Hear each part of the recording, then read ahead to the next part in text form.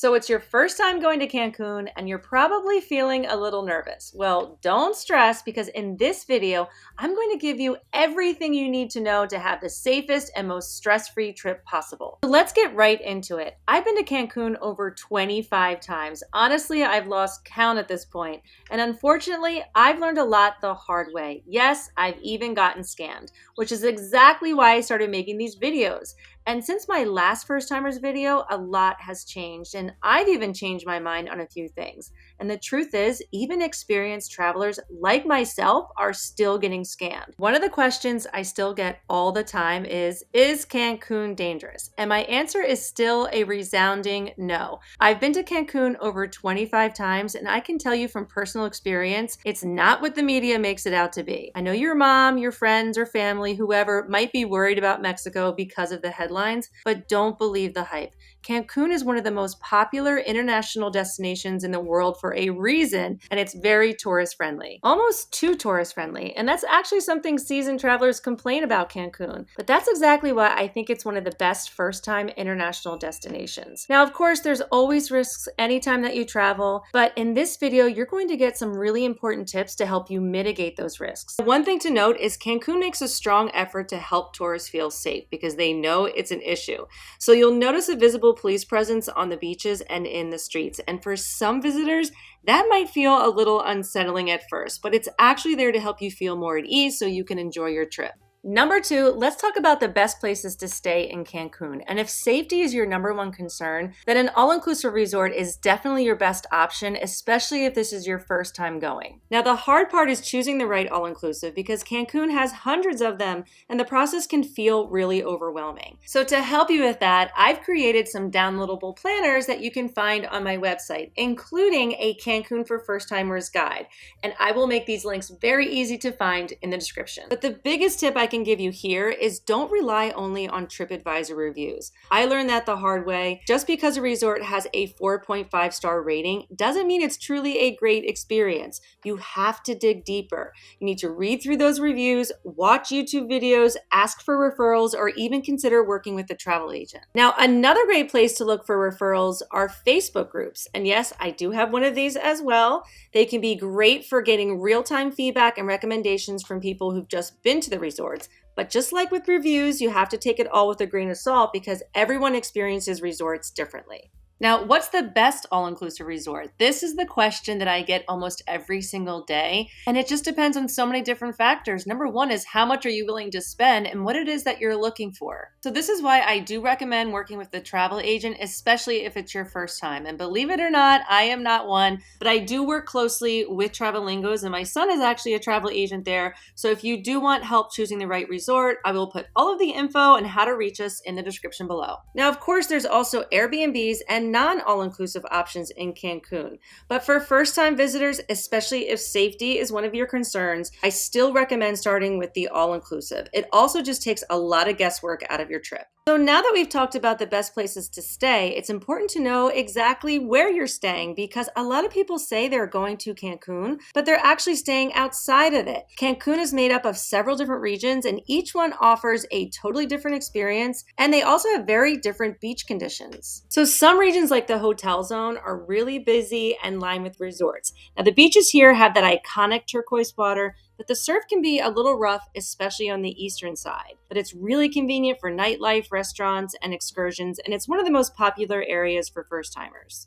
Versus Playa Mujeres and Costa Mujeres, which is just north of Cancun, and this is much quieter, so there's not really any shopping or nightlife within walking distance, and the beaches are much calmer, and the area just feels more exclusive because it's in a gated community.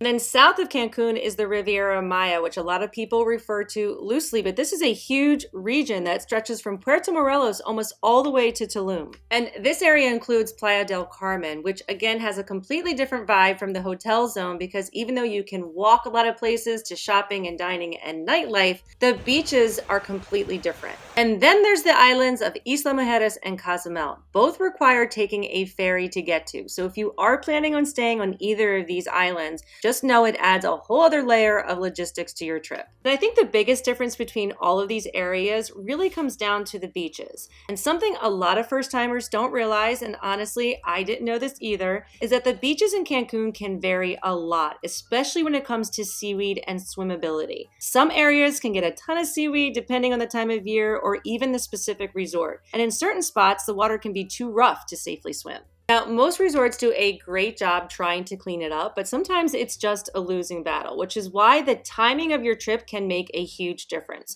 So next, let's talk about the best time to go to Cancun. Weather-wise, hurricane season officially starts in June, but the peak is from September through November. This is actually when you'll find some of the best deals in resorts and flights, but it's also the riskiest time to go. Hurricanes are unpredictable, and even if one doesn't hit, you could still get a stretch of rainy days. So if you do decide to travel during this window, I highly recommend getting travel insurance. It can really make a big difference if your trip gets delayed, rescheduled, or canceled due to weather. December through April is usually the best time to visit Cancun. The weather is warm, humidity is lower, and seaweed tends to be minimal, although that can vary by resort and beach location, like I mentioned earlier. And this is also the most expensive time to visit since it is considered peak season. Keep in mind that March and April are spring break months, so that can mean bigger crowds and party crowds at certain resorts, but also the airport can get more hectic. And I'm going to talk more about navigating that in just a bit.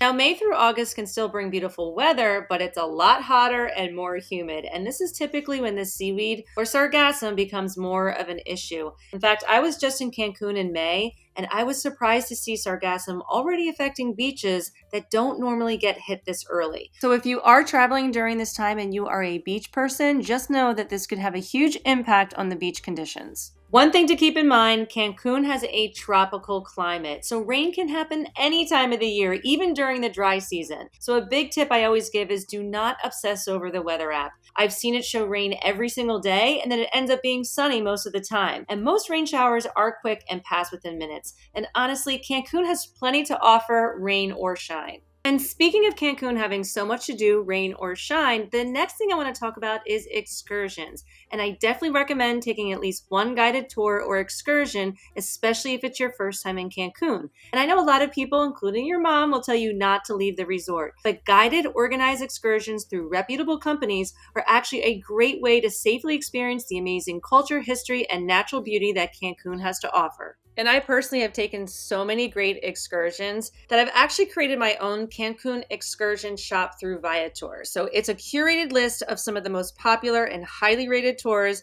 and I will definitely link that in the description below. Okay, I'm almost done, but stick with me because I'm about to give you some of the most important tips that you need to know. And if you've made it this far and you're new to my channel, I would love it if you'd consider subscribing. 3 Days and Tres Noches is all about honest resort reviews, travel tips, and videos just like this one, so you can avoid the mistakes that I've made and have an amazing and stress-free vacation. Okay, next let's talk about the Cancun Airport because this one's a biggie and where a lot of scams can happen. And I'm not going to go too deep here because I've done a ton of detailed airport videos on my channel, which of course I will link below. But here are the must-know basics. First, entry requirements. And this is as of 2025 if you're coming from the US or Canada. All you need is a valid passport. So there are no longer any forms that you have to fill out, and there's no visa required despite what some recent headlines might say. So just make sure your passport is valid for at least 6 months. When you arrive, you'll go through immigration and customs, and I walk you through all of that in my other videos, so definitely check those out. Second, private transportation is a must. I cannot stress this enough. There's just too many scams when it comes to taxis and renting a car. So you should arrange this before you arrive. And if you follow me, you know I always use Nacho Tours, and I will put his information in the description below. And at the end of this video, I will go into a little bit more detail about the airport scams and other scams to avoid when traveling to Cancun. And this is a good place to encourage you to do a carry-on only if you can. I get it, not everyone can pack light, but if there's any way to avoid checking a bag, do it. Cancun Airport is notorious for long luggage waits. Also, I've heard many stories about items going missing in their suitcases. Because for me, there's nothing worse than having a long flight than having to sit there and wait for your luggage when I could already be just going out the door on the way to the resort. And if you need carry-on only packing tips, of course I've done videos on those and I will link them in the description. Another important tip, one that's easy to overlook, is to check how far your resort is from the airport before booking.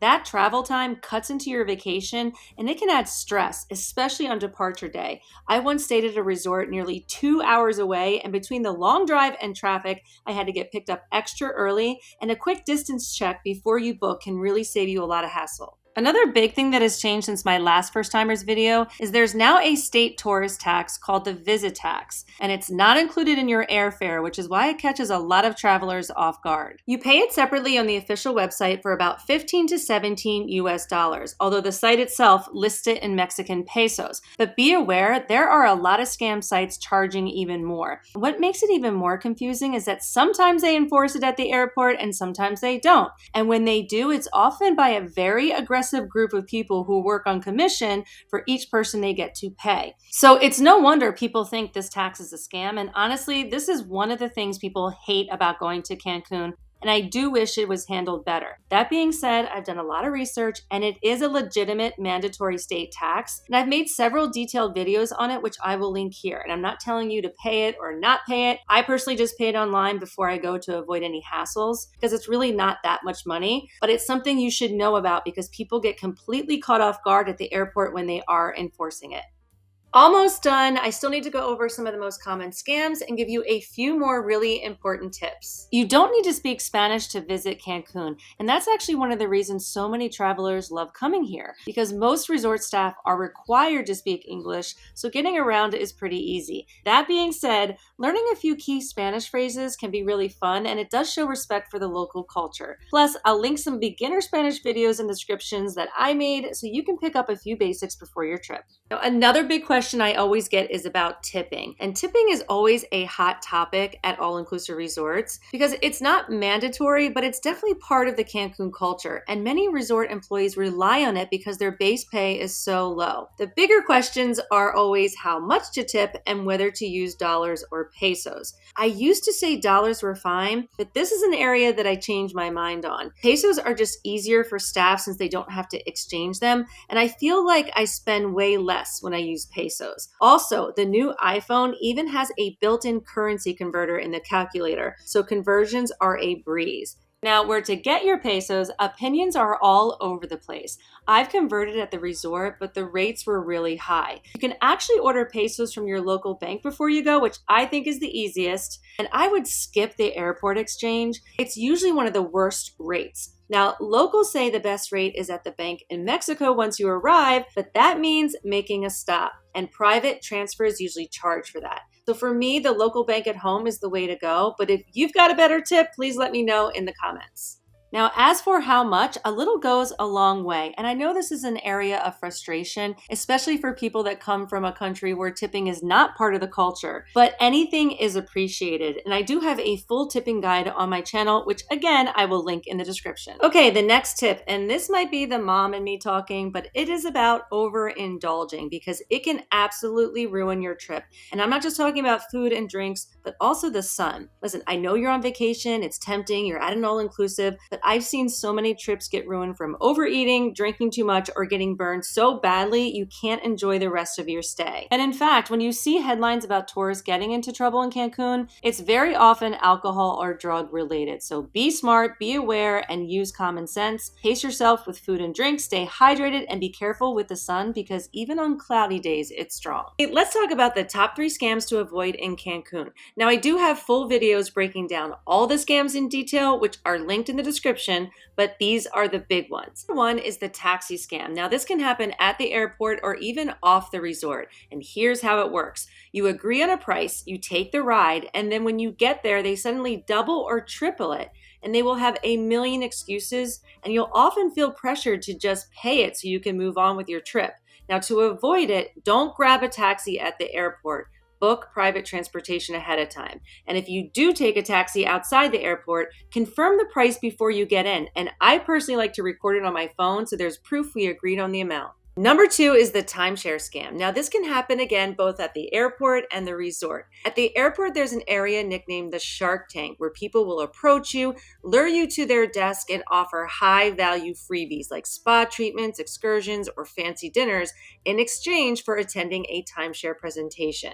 The easiest way to avoid it is don't talk to anyone inside the Cancun airport. Just say no gracias and keep walking until you're outside. Now, at the resort, they can also be very persistent, but remember, it's not mandatory to attend these presentations. And while the free offers can be tempting, sometimes worth $400 to $500, it's just not worth it. These presentations are long, high pressure, and very manipulative. People often walk away having signed up for things they didn't even fully understand. And finally, there's a lot of online scams that happen. So anytime that you have to fill out something on a website, make sure you are on the official one. So this goes for transportation, excursions, and the Visitax is a huge one. There's only one official website, which I will put in the description, but otherwise everything else is a scam site. And unfortunately, there are quite a few other scams that can happen when visiting Cancun. So I will be sure to link those videos in the description below so that you are fully prepared. Maybe you're asking yourself, why would I even want to go to a place like this if there's so many scams?